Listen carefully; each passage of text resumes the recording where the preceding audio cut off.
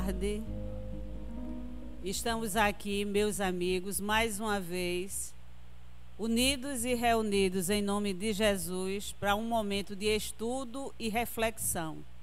Nós, quando vamos a uma casa religiosa, vamos em busca de algo que apacente as nossas inquietações. Hoje temos nossa irmã, nossa confrade, Marlene, da Federação Espírita Pernambucana, que ela falará sobre uma passagem evangélica que a gente intitula A Transfiguração, não é? Hoje ela comentará isso para que nós possamos observar essa passagem com detalhe. Para nos harmonizar, vamos fazer uma pequena leitura do livro Pão Nosso. Convite ao bem. Isso aqui é o número 39. Convite ao bem. Mas quando fores convidado, vai. Em todas as épocas, o bem constitui a fonte divina suscetível de fornecer-nos valores imortais. O homem de reflexão terá observado que todo o período infantil é conjunto de apelos ao sublime manancial. O convite sagrado é repetido anos a fio. Vem por intermédios dos amorosos pais humanos, dos mentores escolares, da leitura salutar, do sentimento religioso, dos amigos comuns. Entretanto, raras inteligências atingem a juventude de atenção fixa no chamamento elevado. Quase toda a gente ouve as requisições da natureza inferior, olvidando deveres preciosos. Os apelos, todavia, continuam. Aqui é um livro amigo, revelando a verdade em silêncio. Ali é um companheiro generoso que insiste em favor das realidades luminosas da vida. A rebeldia, porém, ainda mesmo em plena madureza do homem, costuma rir inconscientemente, passando todavia em marcha compulsória na direção dos desencantos naturais que lhe impõem mais equilibrados pensamentos. No Evangelho de Jesus, o convite ao bem reveste-se de claridades eternas. Atendendo, poderemos seguir ao encontro de nosso Pai sem hesitações. Se o clarim cristão já te alcançou os ouvidos, aceita-lhe as clarinadas sem vacilar. Não esperes pelo aguilhão da necessidade. Sob a tormenta, é cada vez mais difícil a visão do porto. A maioria dos nossos irmãos na terra caminha para Deus, sob o ultimato das dores, mas não aguardes pelo açoite de sombras, quando podes seguir calmamente pelas estradas claras do amor. Que Deus nos abençoe. Então, com essa pequena mensagem de reflexão, vamos dar início ao nosso trabalho. Todo o trabalho numa casa religiosa, numa casa espírita, requer uma prece. Então, elevemos o nosso pensamento ao alto e oremos. Amado Mestre Jesus, agradecidos estamos de estar em Tua presença e Te servir. Abençoa, Senhor, o trabalho que vai se desdobrar nesse momento. Que ele sirva para dilatar o nosso discernimento, agigantar a nossa fé, com o propósito de nos tornar pessoas melhores. Permite também, Senhor, que desça do laboratório divino fluidos salutares e curativos para a cura do corpo físico e do corpo espiritual, e que nós possamos receber esse elemento medicamentoso na medida do nosso merecimento e entendimento. Atende também, Senhor, todos aqueles que estão impressos na nossa tela mental, porque eles são os nossos amados, nossos queridos. Atende em todos os rincões da terra, onde há choro e ranger de dentes, onde há filhos teus, nossos irmãos, que bebe do cálice de aflições, das quais ainda não conhecemos, porque Tu és grande e operas maravilhas. E agora vamos pedir à nossa amiga.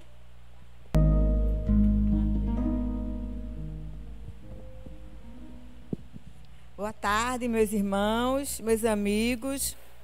É com muita alegria que estou com vocês nessa tarde de domingo.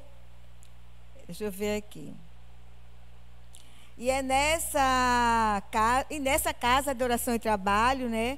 Quando eu era da mocidade, há uns anos atrás, eu participei do Moacir. Há muitos anos, há um pouquinho de anos atrás, né? Mas hoje estou retornando à casa, sempre quando posso, para conversar um pouco com os irmãos da casa, certo? Me chamo Marlene, para aqueles que não me conhecem. Sou trabalhadora da Federação Espírita Pernambucana.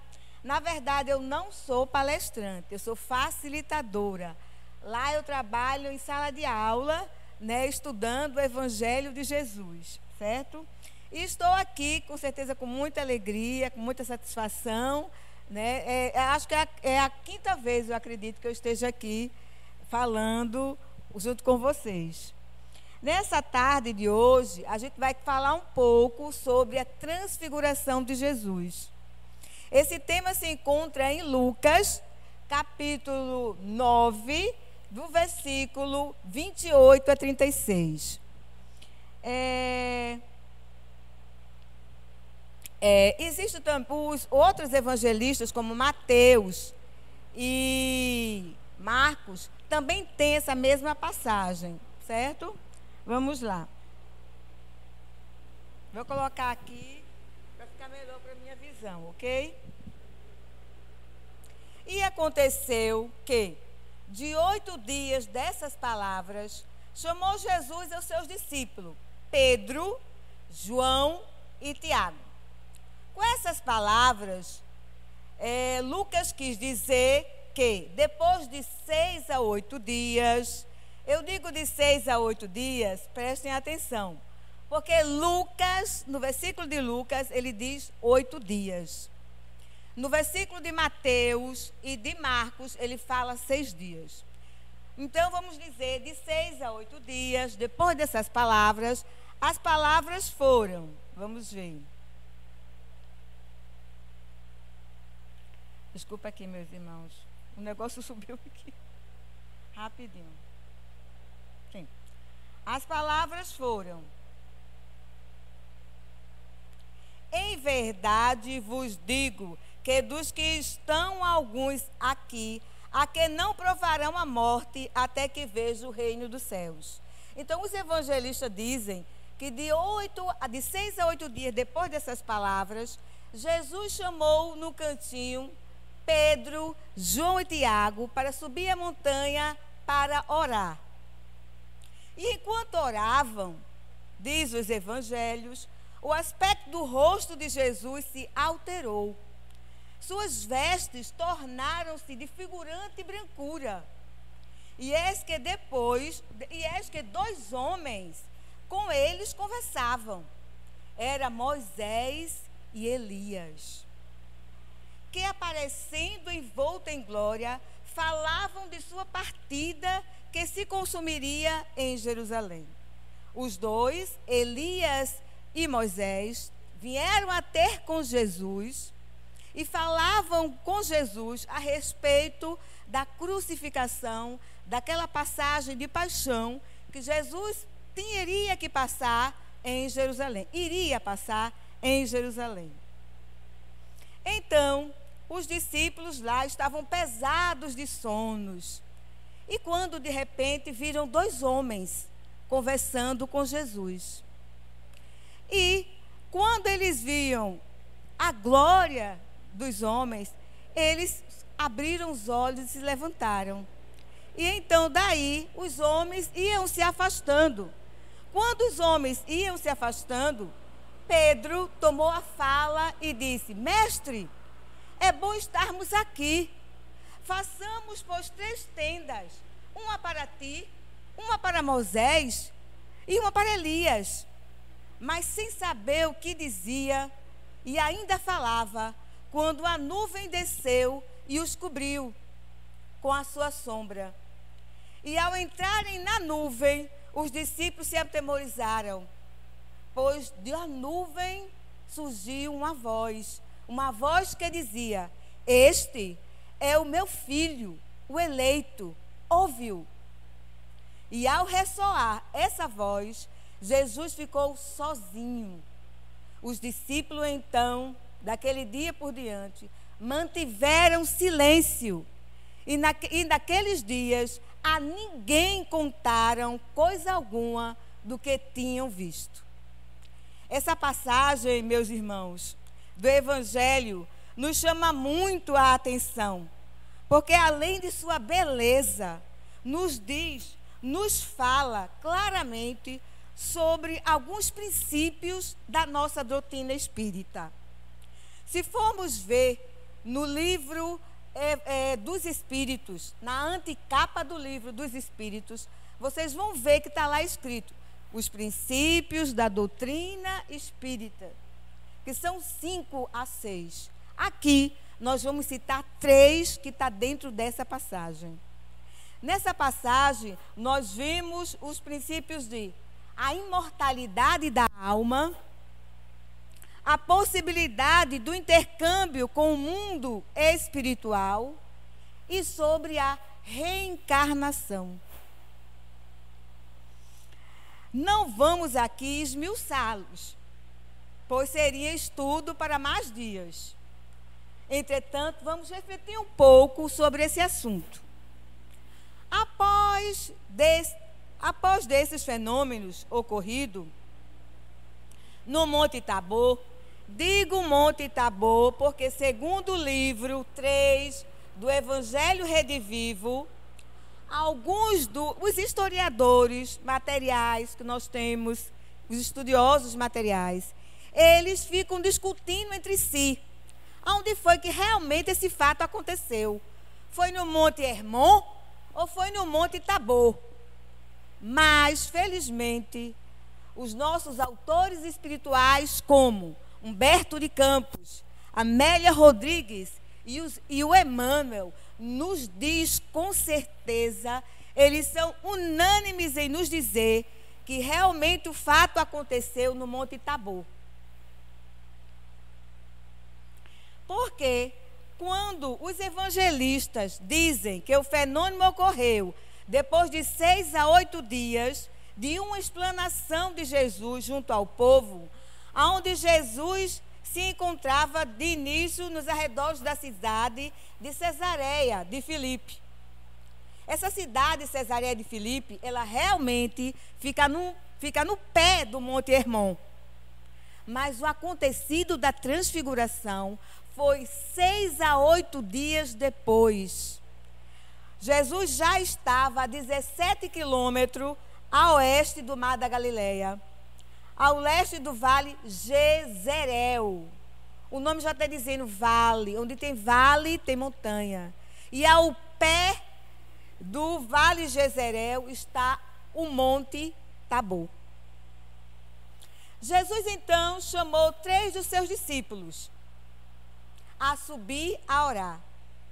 A nossa primeira reflexão é: por que será que Jesus, apenas de 12 discípulos, chamou apenas 3? Porque dos 70 que acompanhavam Jesus, Jesus tirou 12. Dos 500 que acompanharam Jesus, Jesus tirou 70. Então, dos 500, tiraram 70, dos 70, os 12, e dos 12, os 3. Segundo o Espírito Emmanuel, no livro Caminho, Verdade e Vida, ele fala que determinados intercâmbios, em especial com os espíritos elevados, de alta envergadura, no núcleo dos superiores, é possível. É possível para todos nós. Mas nem todos nós estamos preparados para isso. Claro, porque se faz necessário uma segurança de sentimento e vontade, concentrados no bem, na compreensão, no amor para o próximo. Se faz necessário um propósito nosso em trabalhar para o bem e com Jesus. Isso nos traz uma mudança interior. Emmanuel esclarece que não devemos atropelar o entendimento de ninguém. Devemos sempre dar e oferecer algo para alguém de acordo com a possibilidade de compreensão e assimilação da pessoa. Na verdade, esses 3 discípulos de Jesus já tinham atingido um estágio espiritual, aonde eles, através de trabalhos no bem, já conseguiam manter firme o pensamento, os sentimentos elevados para o bem e o bem de todos. A gente sabe que numa reunião mediúnica, a primeira coisa que se fala é para os médios se prepararem. Então, não só o médium, mas todo aquele que entra numa sala de reunião mediúnica, ele tem que entrar preparado. O pensamento e o sentimento tem que ser elevado. Elevado no bem e no bem para todos. Além da capacidade que eles tinham de fornecer fluidos ectoplasmáticos para a materialização dos espíritos já citados. Então, esses 3 discípulos, eles estavam preparados espiritualmente, né, trabalhados no bem, e eles tinham como médio o meio de fornecer os fluidos ectoplasmáticos que são necessários para a materialização de espíritos. E assim, naquele momento, Jesus transfigurado, diante deles, suas vestes tornaram-se extremamente de uma alvura, tão como que nenhuma lavadeira da terra poderia alvejar. Isso era o sentimento daqueles daquela época. Vejam a luz, o brilho, a luminosidade do Espírito de Jesus. Que maravilha, meus irmãos. Que momento de tremenda realidade. A palavra transfigurar tem um sentido similar de transformar, alterar, mudar. Ela implica em uma mudança estética, ou na aparência, forma, natureza de algo ou de alguém. Esse fenômeno que aconteceu com Jesus no Monte Tabor, vários estudiosos das Escrituras fazem uma conexão com a subida de Moisés no Monte Sinai. Realmente, em ambos, um fato em comum, né? O rosto, a face dos dois se resplandeceram. Quando Moisés descia após ter recebido as 2 tábuas da lei, o povo se admiraram com sua resplandência, que a sua pele resplandia, mas resplandia tanto que Moisés teve que cobrir o seu rosto. Isso está em Êxodo, capítulo 34, versículo 29 e 35. Esse é o sinal do chamamento de Deus, que dessa forma os preparou ou os prepara para os desafios que iriam surgir frente quanto o cumprimento de suas missões, tanto a missão de Moisés quanto a missão de Jesus. Moisés conduziu o povo hebreu para fora do Egito, é verdade, nós sabemos. Ele deu fundamento da religião monoteísta. Então, a missão de Moisés aqui na terra foi fundamentar o monoteísmo. Foi avisar a todos que Deus é grande, é o Pai e é o absoluto. Jesus nos trouxe a mensagem de salvação da humanidade, pelo conhecimento e vivência da lei, do amor consubstanciado no seu Evangelho. Os ensinamentos de Jesus e sua conduta perante as leis divinas, cujo intuito é fazer cumprir a lei de justiça, amor e caridade a qualquer tempo, revela a autoridade da qual se encontrava investido por Deus. Ele surge nessa passagem como um sol em nossas vidas, iluminando as nossas consciências e despertar em nós, em nossos corações, a esperança de uma permanente felicidade futura. Ou seja, nós só descobrimos ou que no futuro podemos ter uma felicidade permanente. por causa do Evangelho do Cristo, de Jesus. Hoje a nossa felicidade é hoje, daqui a pouco nós estamos descontentes, daqui a pouco nós estamos alegres, daqui a pouco triste novamente. Mas a felicidade permanente, ela virá no futuro, segundo o Evangelho de Jesus Cristo. Assim diz também o Espírito Amélia Rodrigues. Com Jesus, porém, e por ser ele o Messias, a ação divina reverberou de forma muito mais ampla, intensa, visível, não apenas na transfiguração propriamente dita, mas também no fenômeno das aparições e também a voz direta. Porque nesse momento, nessa passagem, houve 3 momentos de mediunidade e animismo, que é as aparições, é um momento de mediunidade, a transfiguração de Jesus, foi um momento anímico de Jesus, ele mostrou, ele se revelou, né, para os seus discípulos, o seu espírito que ele era, a luminosidade de seu espírito, e houve a voz direta, que também é um fenômeno mediúnico. Vamos lá. E como está em Lucas, registrado em Lucas, da nuvem, porém, veio uma voz dizendo: este é meu filho, o eleito, ouve-o. Lucas, capítulo 9, versículo 35. Esses fenômenos, meus caros amigos, se caracterizam, sejam chamados de fenômenos de efeitos físicos e de ordem anímica e mediúnica. E somente com a chave da doutrina espírita podemos compreendê-los em toda a sua extensão. Nessa passagem, nós vimos a aparição, a transformação e o fenômeno da voz direta.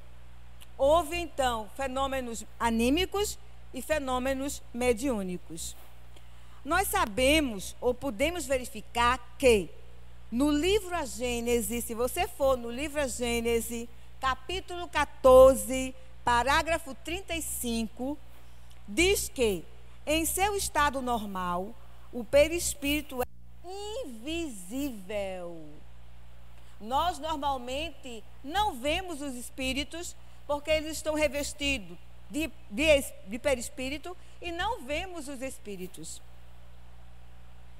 Mas, tem um mais aí na frente, mas, como ele é formado, o perispírito é formado com matéria etérea, o espírito pode, em certas circunstâncias, fazê-lo sofrer por um ato de sua vontade, uma modificação molecular, o que o torna momentaneamente visível. É assim que se produz as aparições. É tanto que, se você for ver dos médiuns videntes, se a gente colocar aqui 3 médiuns videntes, cada um vai ter uma visão diferente dos espíritos.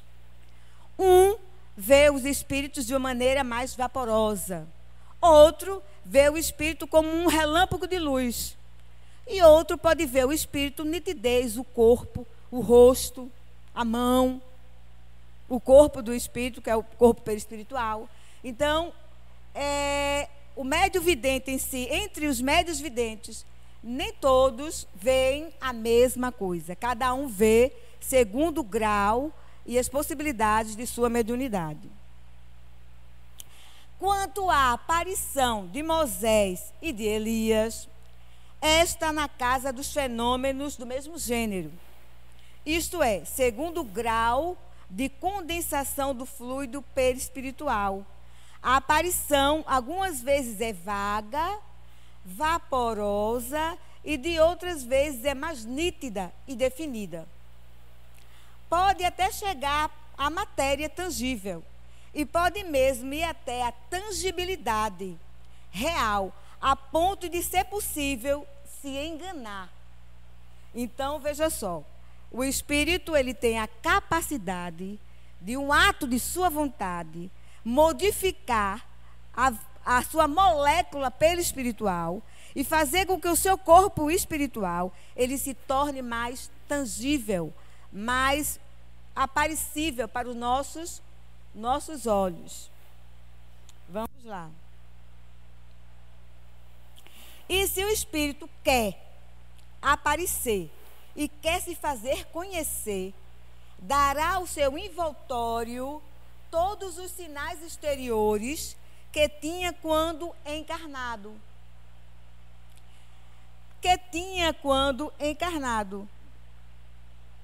E com certeza Moisés e Elias vieram a ter com Jesus e deveriam ter ficado tão tangível que todos os viram, os três viram do mesmo jeito, da mesma forma.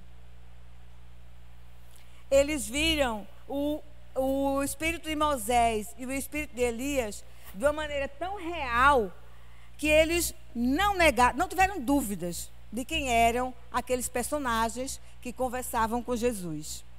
E, para salientar, a gente precisa até ver que, nesse momento, antes disso, o João Batista já tinha sido morto, né? Herodes já tinha mandado decapitar João Batista. Então, Elias já estava no mundo espiritual. Porque, segundo o Evangelho, João Batista era o espírito de Elias. Então, já o efeito da transfiguração, ela pode ocorrer em um desencarnado, mas pode ocorrer em um encarnado, como ocorreu em Jesus. E digo mais, a transfiguração, ela é mais comum do que o que a gente imagina. Podendo o espírito, por meio de sua vontade, operar na contextura de seu envoltório perispiritual. Este envoltório se irradia quando se é encarnado. O envoltório perispiritual, fluidicamente, ele se expande, ele irradia de tal maneira, ele fica ao redor do corpo como uma atmosfera fluídica, um fenômeno análogo ao das aparições. Pode se produzir na própria superfície do corpo. É por isso que a gente fala, eu já vi muito comentário, de que quando o irmão, que já está na pátria espiritual, Divaldo Franco, ele, em palestra pública, ele estava falando e recebia o irmão Bezerra de Menezes, o comentário é que as afeições de Divaldo se modificava e parecia o próprio irmão Bezerra de Menezes falando. A boca, o queixo, o tamanho da testa, dizem que se modificava. Eu nunca vi pessoalmente, lógico. Eu tentei ver em vídeo, né? A gente vê um certo parecer, mas eu nunca vi. Essa que o pessoal fala mesmo, que ele se transfigurava em Bezerra de Menezes. Os traços do corpo podem se apagar, mais ou menos completamente, e se revestir de outros traços. Impressionante. Mas agora, com licença da palavra, falta a cereja do bolo. O que será a cereja do bolo? Se o espírito encarnado sai, se o espírito que vai sofrer a transfiguração, ele for um espírito encarnado, e ele for uma pessoa, um espírito, que ele sai das preocupações dos cotidianos, e ele se identifica com as coisas do mundo espiritual, elevado, a sua expressão, a expressão de seu rosto, numa transfiguração, pode se tornar bela e radiosa. Mas o contrário também pode ser verdadeiro. Se, pois, isso se dá ao contrário, o espírito se identifica com as más paixões, um belo rosto pode tomar um aspecto horrível. Porque a transfiguração é algo anímico. Tanto pode acontecer com encarnados, como com desencarnados. Jesus, naquele momento grandioso da sua transfiguração, ele mostrou realmente a beleza do seu espírito. Se, pois, isso se dá, sim, é assim que se organiza a transfiguração. São sempre um reflexo das qualidades e dos sentimentos predominantes do espírito. Então, a transfiguração será sempre uma preponderância, uma predominância, um reflexo verdadeiro do que o seu espírito é. É uma verdade, uma espécie de aparição perispiritual que se produz sobre o próprio corpo. Essa explicação se encontra no livro Gênesis, capítulo 14, parágrafo 35. Jesus, assim, chamava a atenção e demonstrava sua autoridade, pouco a pouco, pois a revelação tem que ser progressiva. Assim diz o espírito de Amélia Rodrigues. Aí eu pergunto, todos nós podemos receber revelações. É importante que recebamos. Tem uma diferença. Revelação não é recado, revelação não é aviso. Revelação é de algo que você não sabia, mas que quando você sabe, você compreende e você ganha, você cresce. Então, quando eu leio o Evangelho, eu preciso da revelação divina. Por isso que quando eu leio o Evangelho, é importante que a gente peça a Deus a ajuda necessária para compreendê-lo. E graças a Deus, quem se encontra na doutrina espírita sabe que tem as chaves necessárias para compreender melhor todo o Evangelho de Jesus, que nos foi revelado. A gente não pode esquecer que a doutrina espírita, ela também tem esse tom de revelação divina. Vamos lá.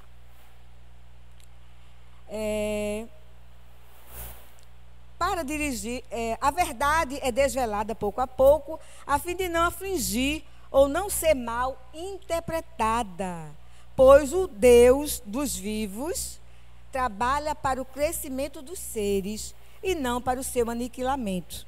Isso já dizia Jesus. Como afirma a benfeitora, a revelação é progressiva e cada pessoa acessa a verdade de acordo com a sua capacidade de sentir e de compreender, assimilando assim pouco a pouco. Então, hoje eu leio o Evangelho, um capítulo do Evangelho eu entendo de uma forma. Amanhã, 3 dias depois, eu posso ler o mesmo capítulo do Evangelho e já entender melhor. Então, o entendimento, a revelação do Evangelho é progressiva. E como diz no Livro dos Médiuns, sim, já esse fenômeno da voz direta é chamado de pneumatofonia. No contexto do Espiritismo, refere-se à manifestação da voz direta, aonde o Espírito se manifesta por meio da voz, seja ouvida como um som ou voz clara, sem a necessidade de um intermediário humano, sem o médium. E como diz no Livro dos Médiuns, capítulo 12, parágrafo 150, Kardec nos mostra bem conciso a respeito, esclarecendo se tratar de uma comunicação oral, direta dos espíritos, sem o concurso da voz humana. Os espíritos podem, a gente já sabe, produzir pancadas, pode muito bem fazer ouvir gritos de toda a natureza, vocais, imitando a voz humana ao nosso lado ou no vácuo do ar. Às vezes, é uma voz interior que repercute no nosso foro íntimo. Ela tanto pode vir e ser depositada na nossa mente, como ela pode vir e a gente ter um entendimento que tu viu uma voz.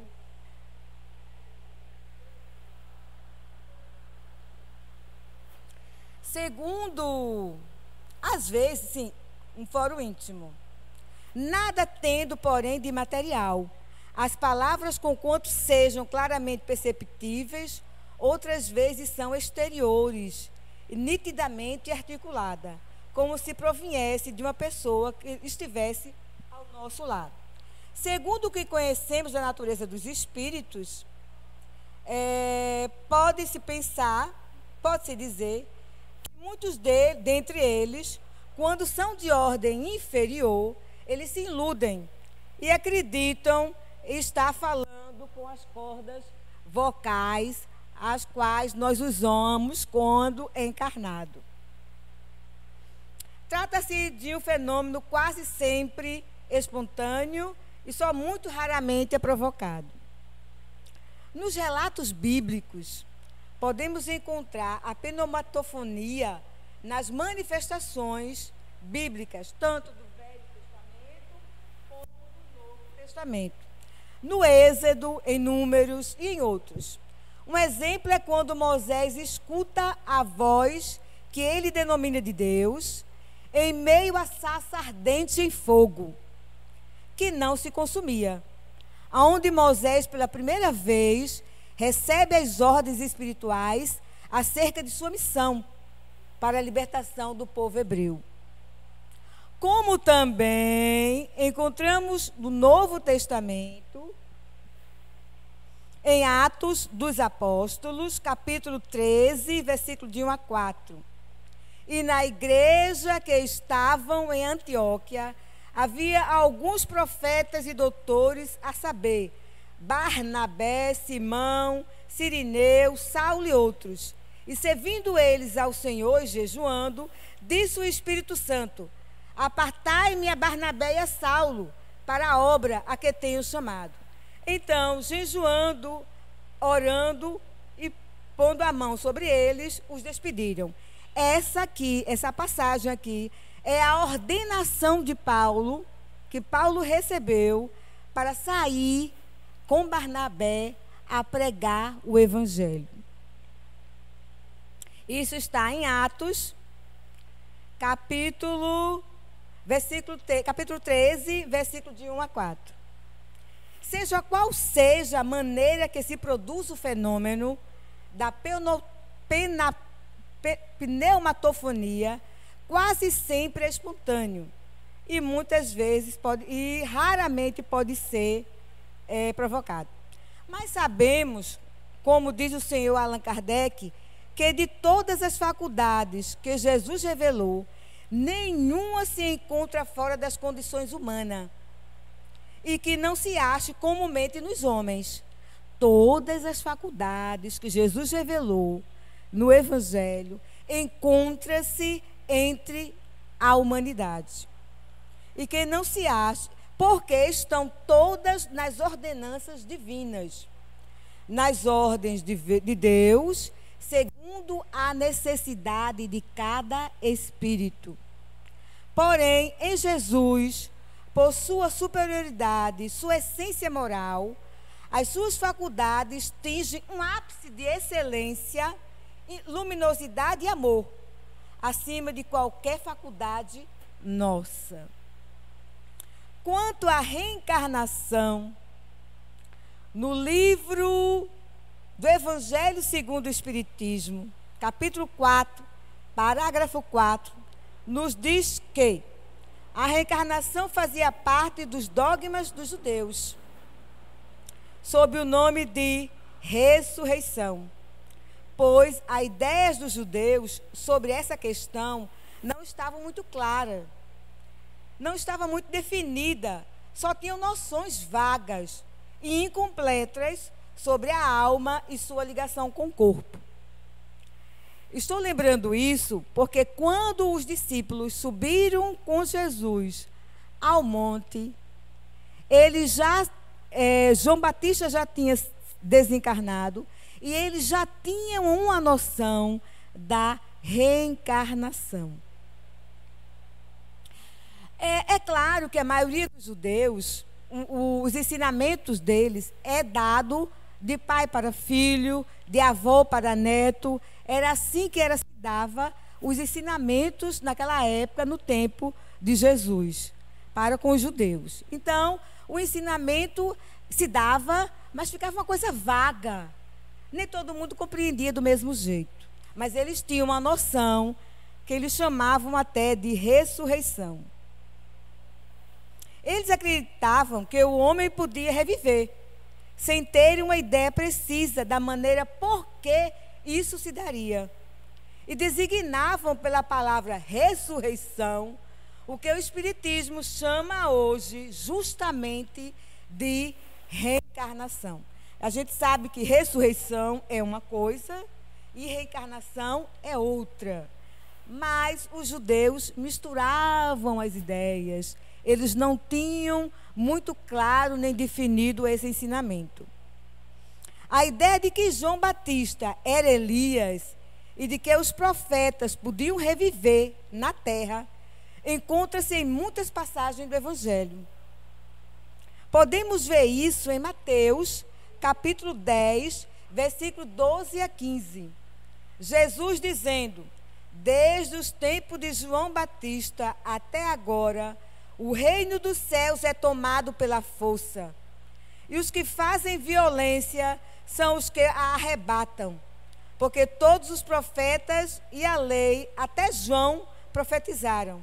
E se vós o quereis bem compreender, ele mesmo é o Elias que há de vir. Jesus aqui, nesse versículo, em Mateus 10, 12 a 15, antes do ocorrido da sua transfiguração, Jesus anuncia que realmente João Batista é o Elias que devia. Elias é o João Batista que devia vir. Né? Na verdade, desde Isaías, ele fala que Jesus teria o seu precursor. E o precursor veio, e era Elias, na pele de João Batista. Com essa passagem, podemos dizer que os discípulos sabiam que João Batista era o antigo profeta Elias, o qual o rei Herodes ordenou que o matassem.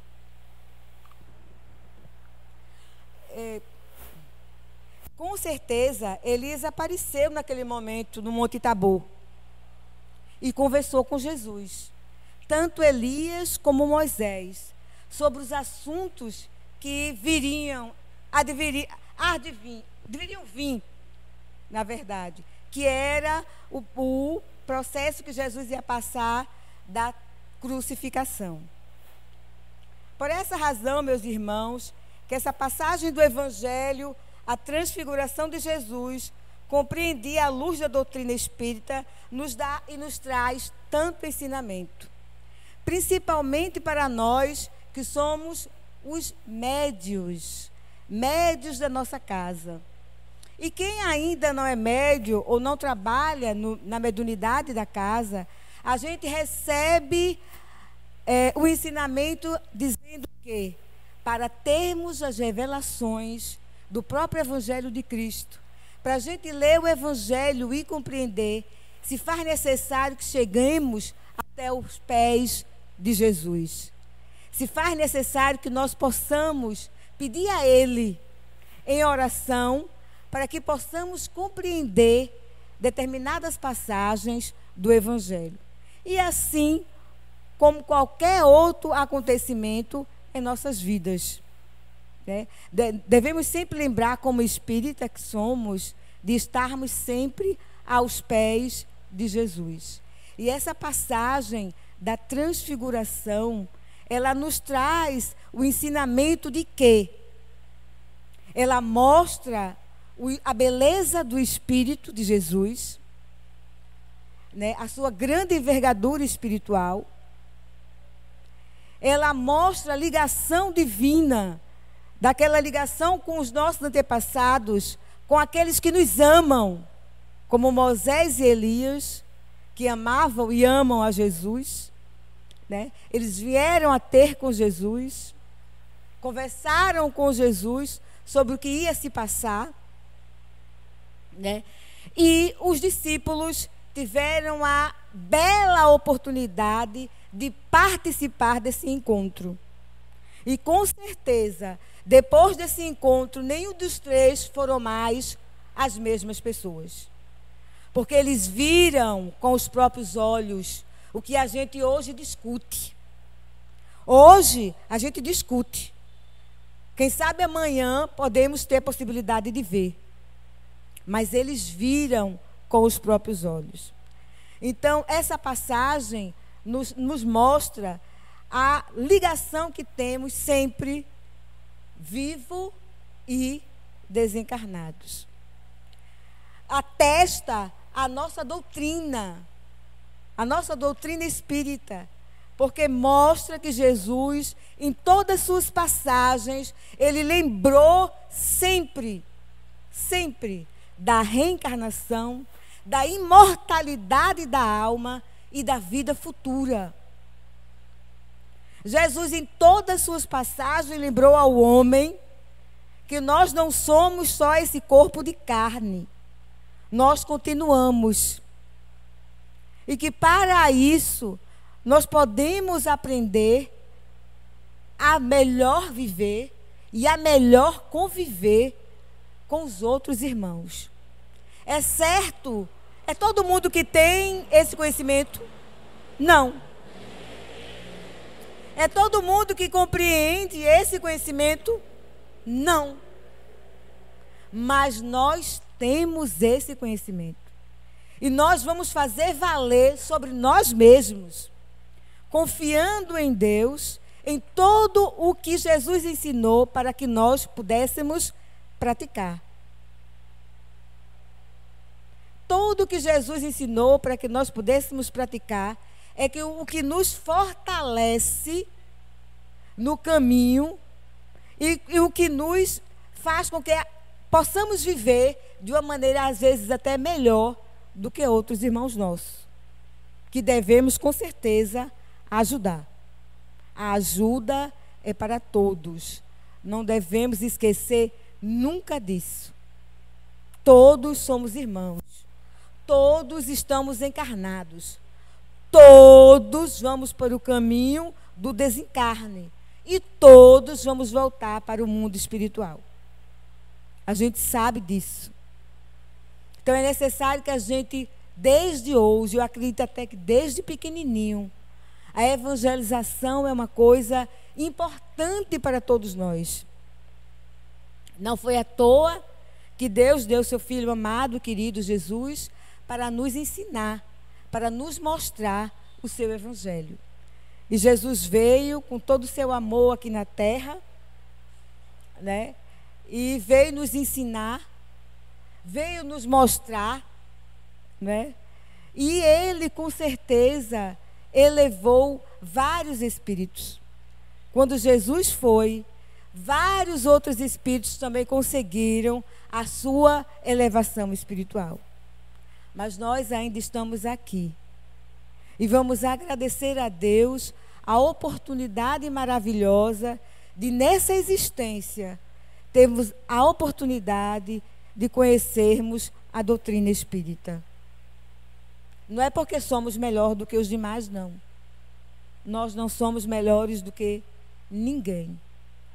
Porque nós recebemos a revelação da doutrina espírita, mas muito recebem a revelação escondidinho no quarto de sua casa, sem estar necessariamente dentro do espiritismo. Então, é importante para cada um de nós que a gente consiga compreender, né, que cada passagenzinha do Evangelho de Jesus, por incrível que pareça, Uma passagem que Jesus chama apenas 3 discípulos para viver. É uma passagem grandiosa, cheia de ensinamentos, que pode transformar as nossas almas. E que pode levar as nossas vidas, né, para uma mudança interior. Nenhum aqui de nós somos totalmente inocentes, né? Nós já sabemos que o Evangelho de Jesus, através da doutrina espírita, é esclarecido. Sabemos que a vida continua, que não existe a morte. Não há morte como a gente conhece. Aliás, não há morte como as pessoas falam. O nada. Não é? Então a gente sabe que a vida continua. E é necessário que a gente aprenda a viver aqui, sabendo que a gente não vai terminar. A gente continua. E se a gente continua, a gente responde por tudo aquilo que a gente faz. Né? É bom que a gente raciocine, reflete. Aqui eu estou para refletir um pouco junto com vocês. Vocês e a minha pessoa. Né? É um momento maravilhoso. Eu agradeço muito a casa. Eu não sou palestrante. É importante que se diga isso. Eu sou apenas uma facilitadora. Né? Eu sou facilitadora do curso do EAD, na Federação Espírita Pernambucana. Né? Mas, de vez em quando o Luiz precisar, quando a casa quiser me chamar, a gente vem. Porque eu até conheço essa casa, né? Eu conheço essa casa de adolescência. Né? Eu posso vir sempre. Mas, para mim, é uma satisfação enorme. Para mim, é importantíssimo, né, estar aqui falando de Jesus para vocês. Eu espero que vocês tenham compreendido, né? E posso perguntar, eles podem fazer alguma pergunta? A gente tem ainda 5 minutos. Tem alguém que gostaria de fazer alguma pergunta sobre o tema ou parecido?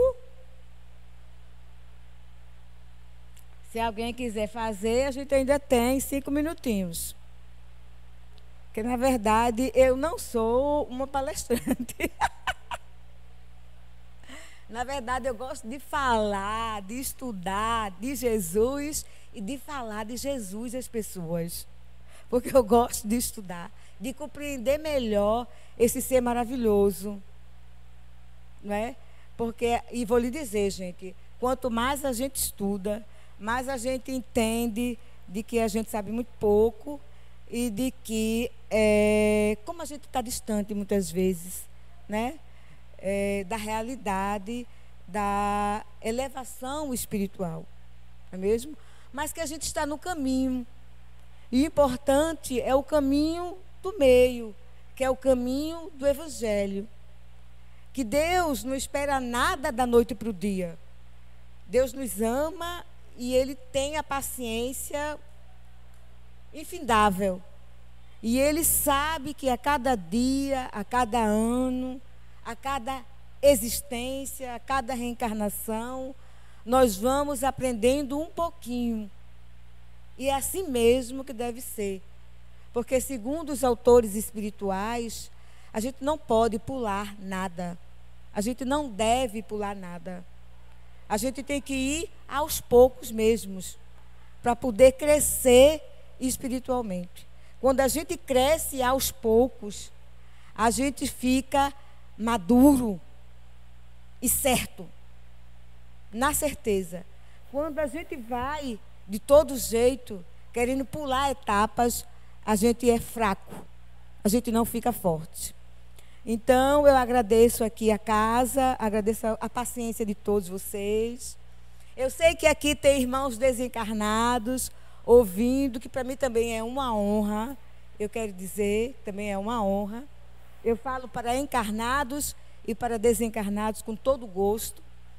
E eu agradeço a casa esse momento tão importante, que é o momento que a gente para um pouquinho para entender um pouco mais sobre esse ser maravilhoso que é Jesus.